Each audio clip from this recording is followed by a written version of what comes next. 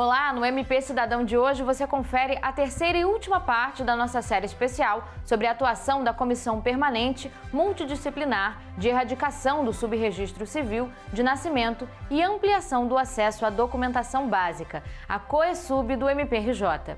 Fique por dentro das funções do Comitê Gestor Estadual de Políticas de Erradicação do Subregistro de Nascimento e Ampliação do Acesso à Documentação Básica, que é a instância máxima na área.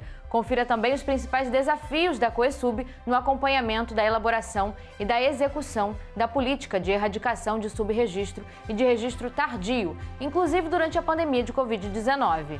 Está no ar, para todo o Brasil, MP Cidadão. É o Ministério Público mais perto de você.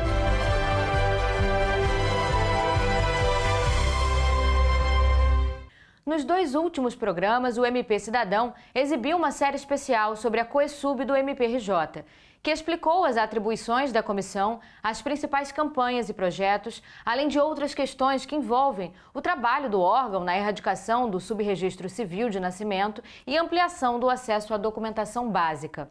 Hoje você vai conhecer um pouco mais desse trabalho, entender como é o dia a dia do setor e como os membros do MPRJ atuam na busca do fortalecimento da cidadania no estado do Rio de Janeiro, inclusive durante a pandemia de Covid-19. Confira!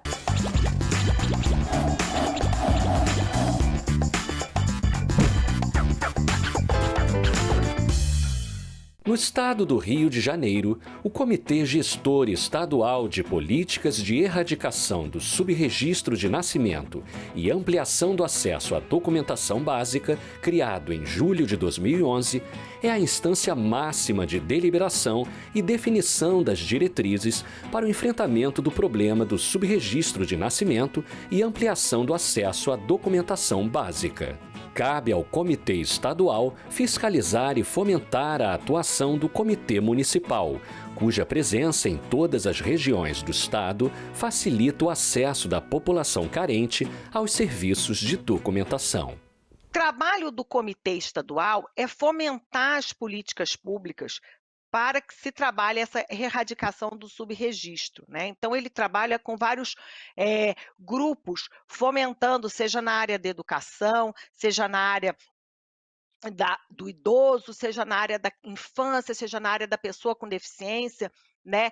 E ele fomenta estruturação, ele fomenta as condições para que a gente possa fechar essa torneira do subregistro. Então, ele tem o acesso às escolas, às diretoras de escolas, para que possam perceber se existe algum aluno ou algum pai de aluno, né? Então, ele tem esse alcance, né? Ele tem esse alcance no sistema prisional, ele tem esse alcance nas ILPIs, que são as instituições de longa permanência de idosos, ele tem esse alcance também na área da pessoa com deficiência, né? E para o cidadão em geral, né? Ele tem esse alcance e essa função, né, de fomentar essas políticas públicas e de facilitar justamente o acesso do cidadão à documentação básica.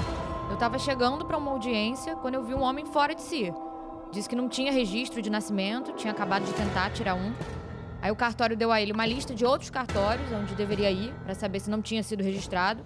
Em cada cartório ele tinha que obter um carimbo dizendo que não fora registrado.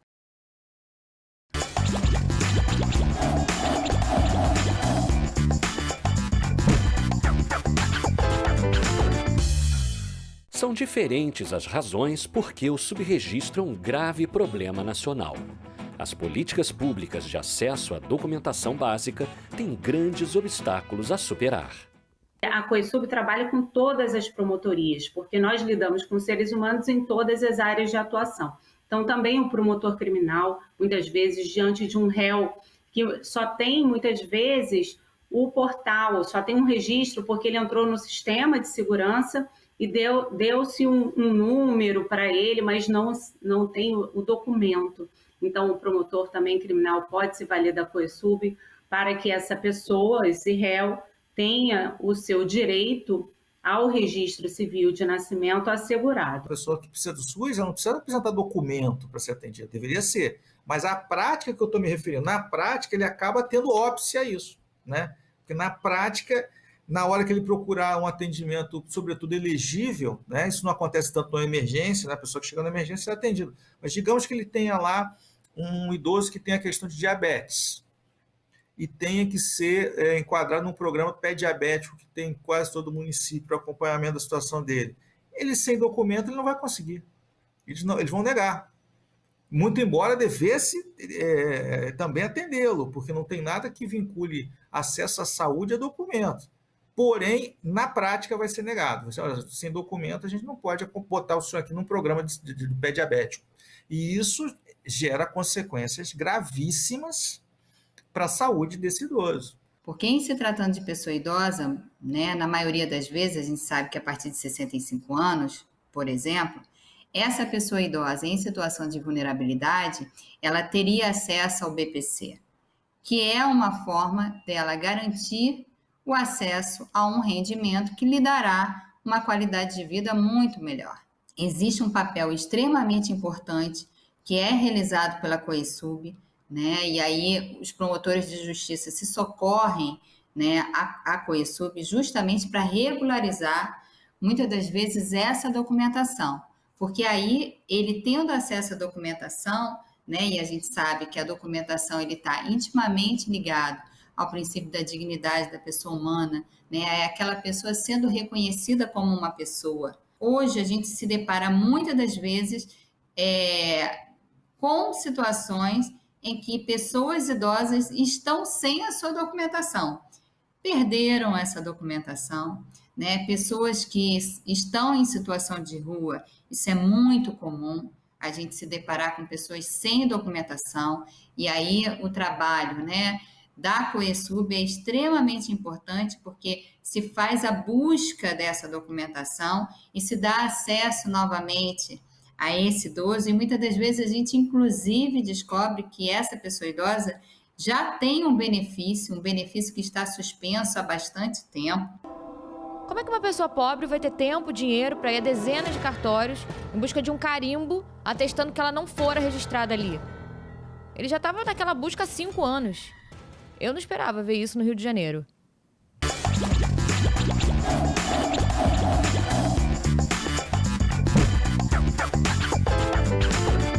Por ser um dado unificado nacionalmente, o Cadastro de Pessoa Física, o CPF, é um documento de grande relevância no processo de erradicação de subregistro, pois previne o problema de homônimos, permite a redução de fraudes documentais e facilita o acesso a benefícios sociais, entre outras vantagens. A gente ainda não tem, no Brasil, uma identificação unificada como seria desejável. O que eu estou querendo dizer? A sua certidão, a sua carteira de identidade é emitida pelo Estado e cada Estado age de uma maneira diferente. Então, você pode ter carteira de identidade aqui e o Estado de Minas Gerais não sabe que você tem. Isso gera problemas inúmeros de desorganização e até mesmo uma oportunidade para pessoas que queiram cometer crimes, que acabam tendo multiplicidade de documentos, etc. E isso é muito ruim. Então, o que acontece? Nesse cenário, o CPF é o único número, junto com o tipo de eleitor, né? O tipo de eleitor também vai por aí, de nível federal, que você tem um número unificado, que é um só, e que a gente consegue controlar, né? O ideal seria que nós tivéssemos esses números unificados numa base de dados única no Brasil inteiro. Por que eu estou falando isso? Porque a gente, quando identifica, e aí eu falo mais na minha área, que trabalha mais a questão do idoso e pessoa com deficiência, e normalmente vai para o Ministério Público pessoas que têm algum comprometimento cognitivo, né? Lembrando que a pessoa ser idosa não quer dizer que ela precisa do Ministério Público. A pessoa idosa é uma pessoa autônoma, independente, igual a gente, vai viver a vida dela. Mas esse público que vem para o Ministério Público são essas pessoas idosas que têm vítimas de violência, que têm algum comprometimento cognitivo, que ela não fica vulnerável a sofrer violência, muitas vezes, na maioria das vezes, aliás, da própria família. Então, a gente busca um quebra-cabeças, né? Porque, assim, se você acha essa pessoa, por exemplo, numa situação de rua, a partir do discurso dela, que você vai criar um caminho para tentar localizar se ela tem registro. Se ela balbucia e fala que veio de um município X, é esse dado que a gente tem, né? Eu me sinto como um nada. A gente sem documento não existe, é uma vida de improviso. Pensei que esse papel tinha valor, agora dizem que não tem. O Estado nunca deixa você ter as coisas se você não provar que você é você mesmo.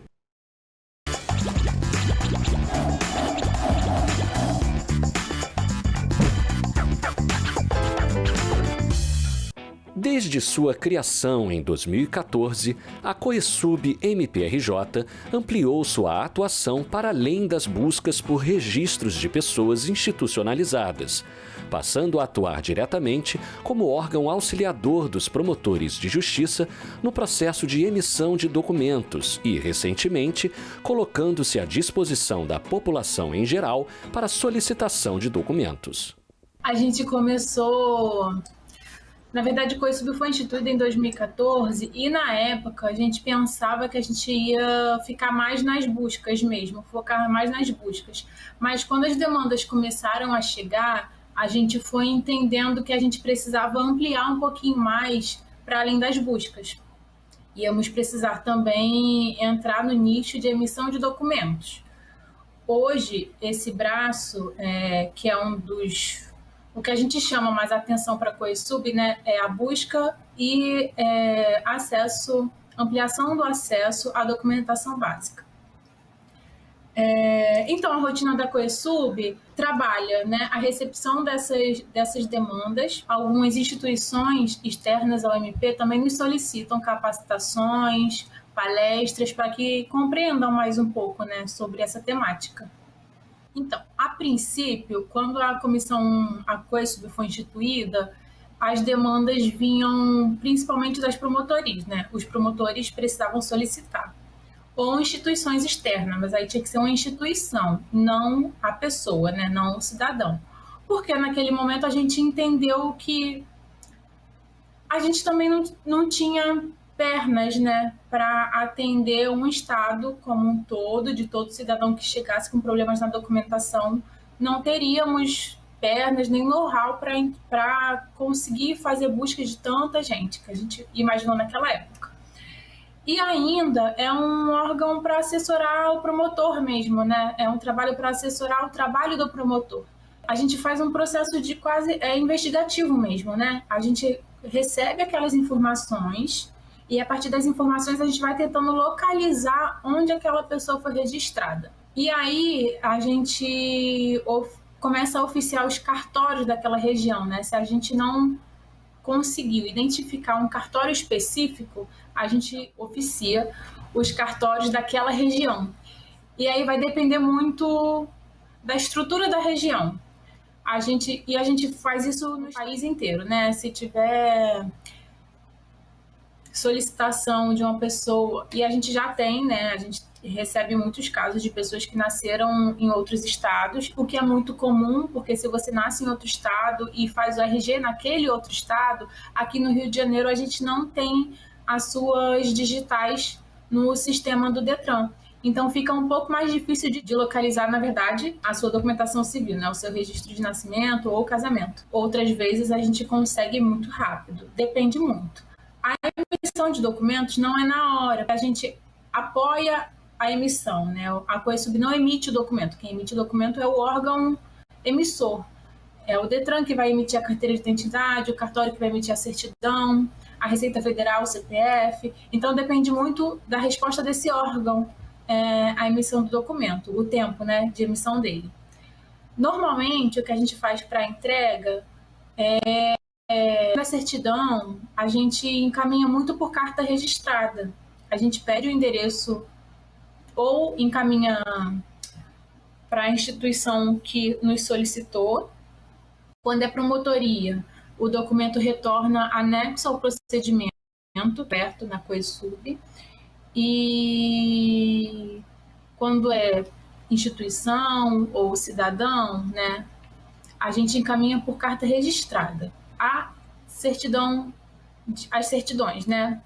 A carteira de identidade também, mas a carteira de identidade tem uma particularidade que precisa assinar, né? Quem demanda precisa assinar. Então, às vezes, de repente, o que aconteceu já nesse período de pandemia, eu fui até o Detran, peguei essa identidade E aí fui ao local que a pessoa se encontra institucionalizada e fiz a entrega do documento. A carteira de identidade também pode ser encaminhada pelos Correios via AR, né? Porque o AR a gente consegue acompanhar. E, por exemplo, na questão do CPF, o CPF é um documento que não emite mais um documento oficial. Aquele cartãozinho que a Receita Federal produzia, o cartãozinho azul, eles não produzem mais. É um documento virtual, que a gente normalmente baixa o PDF, encaminha para a pessoa, às vezes, por e-mail, se ela nos solicitou por e-mail, ou imprime, né? E aí, quando a pessoa às vezes demandou um momento, aí a gente encaminha aquela certidão.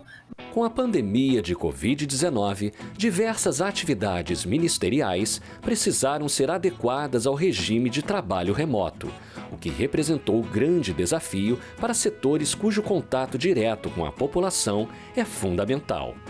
Coube à Coesub MPRJ reinventar seus meios de trabalho para a continuidade dos atendimentos aos cidadãos fluminenses. E foi muito interessante como que, com relação, né, com o advento da pandemia, a gente houve aí um incremento no trabalho da Coesub e um reconhecimento, né, de toda essa retórica que a gente traz sobre como que tem uma relação entre o acesso à documentação e o acesso aos demais direitos, quando se viu a necessidade dos cadastros para o auxílio emergencial em que as pessoas ali que estavam em mais situação de vulnerabilidade não tinham a documentação e acabaram não conseguindo acessar esse direito. Então, ficou muito evidente esse direito, né, como um direito básico, como um direito essencial.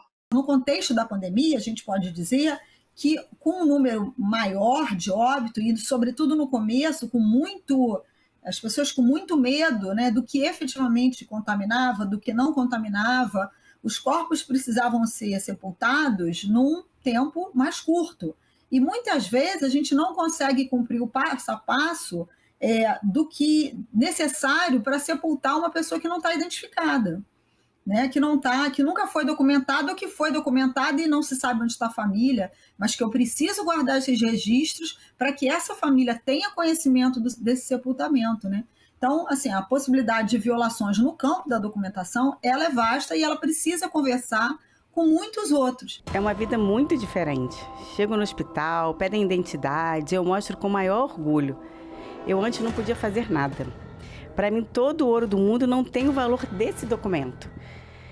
Se eu ganhasse na loteria, eu não era tão feliz. Além do mais, quando eu morrer, eu vou ter um nome no túmulo.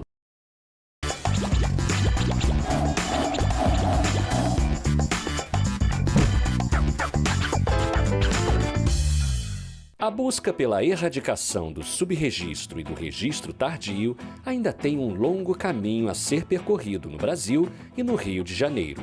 A Coesub MPRJ segue trabalhando para ampliar o acesso da população à documentação básica, possibilitando o exercício de seus direitos fundamentais e buscando o fortalecimento da cidadania no estado do Rio de Janeiro. Ainda tem no Brasil adulto que nunca teve seu registro de nascimento, né? É óbvio que cada vez esse número é menor, mas ainda existe, né? Agora na pandemia, com acesso ao auxílio emergencial, esse tema ficou muito em voga, né? Apareceu muito na mídia, porque assim, as pessoas têm CPF e algumas, né, os invisíveis dos invisíveis, né? Nunca teve uma família ou um estado que tenha lavrado seu registro de nascimento. E ainda aparece isso como impeditivo para registrar o filho. A gente está com um caso agora mesmo.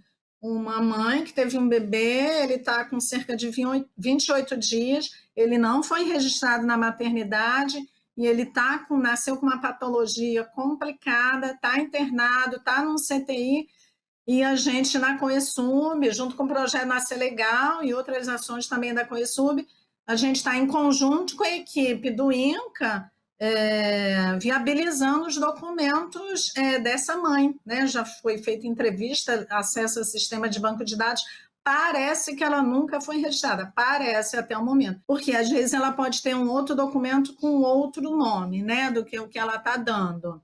Aí estamos esperando esse resultado juntando todas as provas de acesso aos vários sistemas, né, para ver se acha algum registro, né, dela ou não. E aí, não achando, é uma ação de registro tardio mesmo, né, que a gente ajuda a instruir. E aí, ou vai para a defensoria, ou vai ser o próprio promotor que vai instaurar, vamos ver como é que vai ser.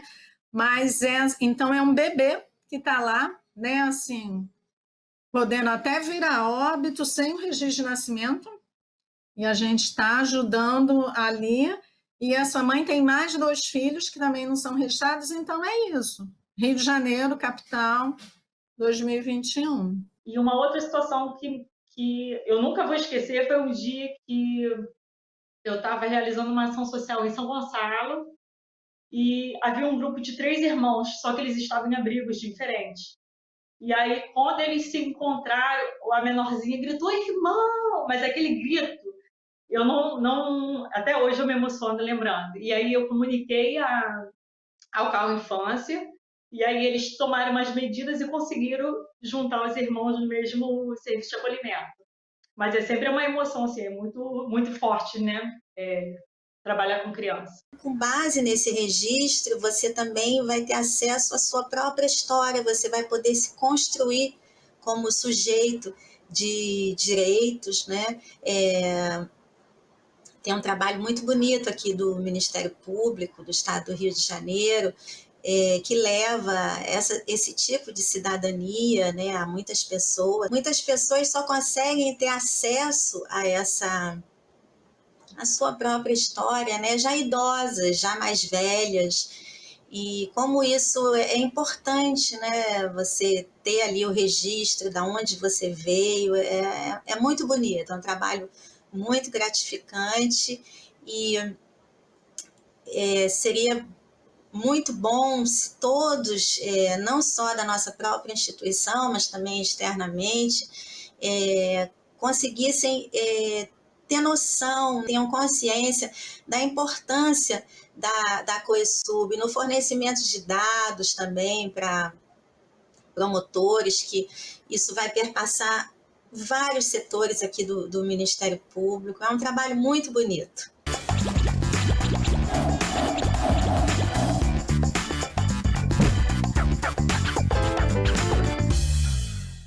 E por hoje é só. Se você perdeu algum episódio anterior da nossa série especial sobre a COESUB, acesse o canal do MPRJ no YouTube para assistir. Lá você confere as edições anteriores do MP Cidadão e outros conteúdos do MPRJ. Não deixe de nos seguir nas nossas redes sociais e escutar o nosso podcast nas principais plataformas de áudio. Eu te aguardo no domingo que vem. Um forte abraço. Até lá!